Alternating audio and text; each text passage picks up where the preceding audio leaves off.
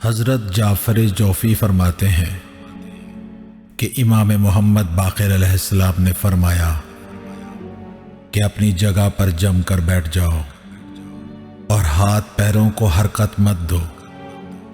یہاں تک کہ وہ علامتیں ظاہر ہو جائیں جو میں بیان کر رہا ہوں۔ ایک اعلان کرنے والا دمشق سے آواز دے گا اور اس کے دیہاتوں میں سے ایک دیہات دھنس جائے گا اور مسجد دمشق کا ایک حصہ منہدم ہو جائے گا۔ تو تم جب یہ دیکھو کہ ترک دمشق سے گزر گئے اور جزیرہ میں وارد ہو گئے تو یہ سال وہ سال ہوگا جس میں سرزمین عرب کے چپا چپا پر اختلاف ہوگا۔ اس وقت اہل شام 3 مختلف پرچموں کے تلے جمع ہوں گے، ایک زرد اور سفید ہوگا، دوسرا سرخ اور سفید ہوگا اور تیسرا سفیانی کا پرچم ہوگا۔ سفیانی اپنے نانہالی رشتہ داروں کے ساتھ جو بنی کلب سے ہوں گے خروج کرے گا اور بنی زنب الحمار پر جو کہ قبیلہ مضر کی شاخ ہے حملہ کرے گا اور ایسی جنگ کرے گا کہ ویسی ماضی میں کبھی نہیں ہوئی ہوگی۔ پھر قبیلہ بنی زنب الحمار کا ایک شخص دمشق آئے گا، وہ اور اس کے ساتھی اس طرح قتل ہوں گے جیسے کوئی قتل نہ ہوا ہوگا، اور یہی اس آیت کا اشارہ ہے جس میں اللہ نے فرمایا ہے، پھر گروہ نے باہم اختلاف کیا تو جن لوگوں نے کفر اختیار کیا ہے کہ ان پر وائے ہو کہ وہ بڑے دن کو دیکھیں گے، اور ان کا مقصد اولاد رسول اور شیعان آل محمد کو قتل کے سوا کچھ اور نہ ہوگا، اور وہ ایک لشکر کو کوفہ کی طرف بھیجیں گے جو شیعوں میں سے کچھ کو قتل کرے گا اور کچھ کو سولی دے گا، اور ایک پرچم خراسان کی طرف سے آئے گا اور اس پرچم والے دوسرے ساحل پر پڑاؤ ڈالیں گے، اور شیعوں میں سے ایک کمزور شخص سفیانی کے مقابلے کے لیے اپنے ساتھیوں کے ساتھ خروج کرے گا اور کوفہ کی پشت پر اس سے جنگ کر کے مغلوب ہو جائے گا یا پھر وہ قتل ہو جائے گا۔ پھر سفیانی ایک دوسرا لشکر مدینے کی طرف بھیجے گا اور لشکر سادات کے ہر چھوٹے بڑے کو قید کر دے گا۔ اس وقت ایک لشکر دونوں شخصوں یعنی مہدی اور منصور کی تلاش میں روانہ ہوگا، اور مہدی سنت موسیٰ کے مطابق مدینہ سے ہراساں ہو کر نکلے گا اور اسی حال میں مکہ وارد ہوگا، اور وہ لشکر بھی اس کے تعاقب میں ہوگا۔ جب وہ لشکر مکہ اور مدینہ کے درمیان واقع بیابان مقام بیدا میں پہنچے گا تو سارے فوجی زمین میں دھنس کر ہلاک ہو جائیں گے، فقط ایک شخص زندہ بچے گا جو ان کی ہلاکت کی خبر لے کر جائے گا۔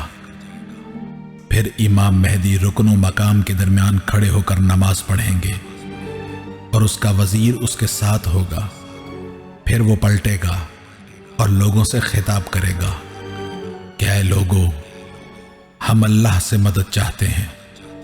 کہ جن لوگوں نے ہم آل محمد پر ظلم کیا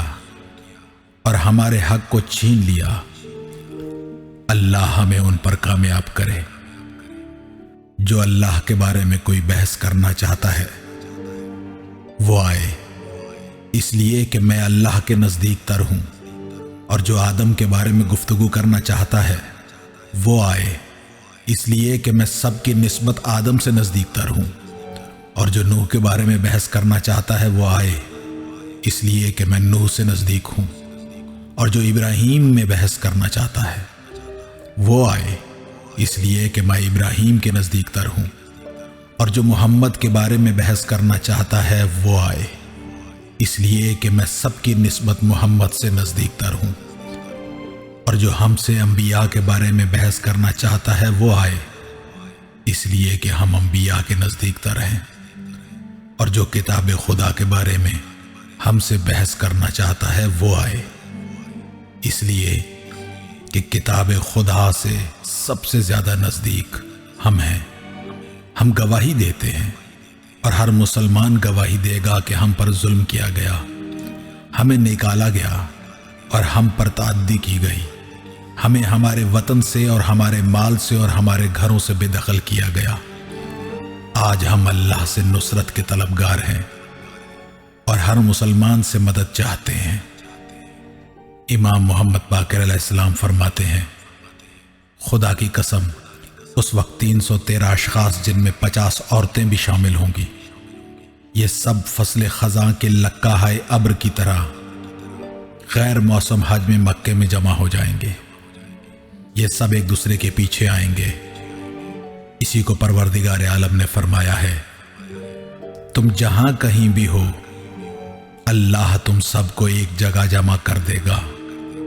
یقیناً اللہ ہر شے پہ قادر ہے۔ اس وقت اولاد رسول میں سے ایک شخص کہے گا کہ اس شہر مکہ کے لوگ ظالم ہیں۔ پھر وہ 313 اشخاص رسول اللہ صلی اللہ علیہ وآلہ وسلم کا عہد نامہ، ان کا پرچم اور ان کا اسلحہ قائم آل محمد کے پاس دیکھ کر رکن و مقام کے درمیان اس کی بیعت کریں گے۔ پھر سب شہر مکہ سے باہر نکل آئیں گے اور اس کا وزیر اس کے ساتھ ہوگا۔ اس وقت ایک منادی آسمان سے اس کا نام لے کر آواز دے گا، اس کے ظہور کی اطلاع دے گا۔ اس آواز کو دنیا کے سارے لوگ سنیں گے۔ اس کا نام نبی صلی اللہ علیہ وآلہ وسلم کا نام ہے۔ اگر یہ بات تمہارے لیے مشتبہ ہو جائے تو رسول اللہ کا عہد نامہ، ان کا پرچم، ان کا اسلحہ اور نفس زکیہ جو اولاد حسین سے ہیں، یہ تمہارے لیے مشتبہ نہیں ہوں گے۔ اور اگر یہ بھی مشتبہ ہو جائے تو وہ آسمانی آواز تمہارے لیے مشتبہ نہ ہوگی جس میں اس کا نام لے کر ظہور کی خبر دی جائے گی۔ پھر امام نے جعفر جوفی سے ارشاد فرمایا کہ خبردار،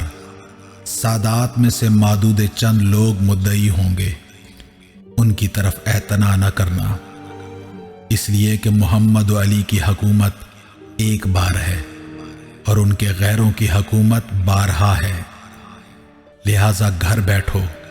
اور ان دعوے داروں میں سے کسی کی پیروی نہ کرو، یہاں تک کہ اولاد حسین میں سے ایک مرد کو دیکھو جس کے پاس رسول اللہ کا عہد نامہ، پرچم اور اسلحہ ہے، اس لیے کہ وہ عہد نامہ علی بن حسین تک پہنچا اور اس کے بعد محمد بن علی یعنی مجھ تک پہنچا۔ اس کے بعد جو خدا چاہے گا کرے گا۔ تو ہمیشہ ان لوگوں کے ساتھ رہو اور اشخاص مذکورہ یعنی دعوے داروں سے بچتے رہو۔ تو جب خاندان رسول سے ایک شخص 313 اشخاص کے ساتھ خروج کرے اور اس کے پاس رسول کا علم بھی ہو اور مدینہ کا قصد کرے، یہاں تک کہ جب مقام بیدا مکہ و مدینہ کے درمیان ایک مقام سے گزرے تو کہے کہ یہ اس قوم کی جگہ ہے جو اللہ کے حکم سے دھنسنے والی ہے، جیسا کہ اللہ نے کہا، تو کیا وہ لوگ جو مکر سے گناہ کرتے تھے انہیں اطمینان ہو گیا ہے اور خائف نہیں ہیں کہ اللہ انہیں زمین میں دھسا دے یا ایسی طرف سے ان پر عذاب آ جائے جس کا انہیں گمان بھی نہ ہو، یا انہیں مشغولیت کی حالت میں عذاب الہی گرفتار کرے تو وہ لوگ اسے زیر نہیں کر سکتے۔ پھر جب وہ مدینہ پہنچے گا تو محمد بن شجری کو یوسف کی طرح زندان سے نکالے گا، پھر کوفہ آئے گا، ایک طویل مدت تک وہاں قیام کرے گا۔ اس کے بعد وہ حکم خدا سے کوفہ پر غالب آئے گا، پھر وہ اپنے ساتھیوں کے ساتھ عزرا پہنچے گا اور یہاں پر بہت سے لوگ اس کے ساتھ ہو جائیں گے۔ اس وقت سفیانی وادی رملہ میں ہوگا، پھر دونوں لشکر ایک دوسرے سے ملاقات کریں گے اور وہ تبدیلی کا دن ہوگا، اس لیے کہ شیعان آل محمد میں سے جو سفیانی کے ساتھ ہوں گے وہ قائم آل محمد کے ساتھیوں سے ملحق ہوں گے، اور دوستان آل ابو سفیان جو قائم آل محمد کے ساتھ ہوں گے وہ سفیانی کے لشکر میں چلے جائیں گے۔ اس وقت ہر شخص اپنے حقیقی پرچم کے زیر سایہ چلا جائے گا اور وہ تبدیلی کا دن ہوگا۔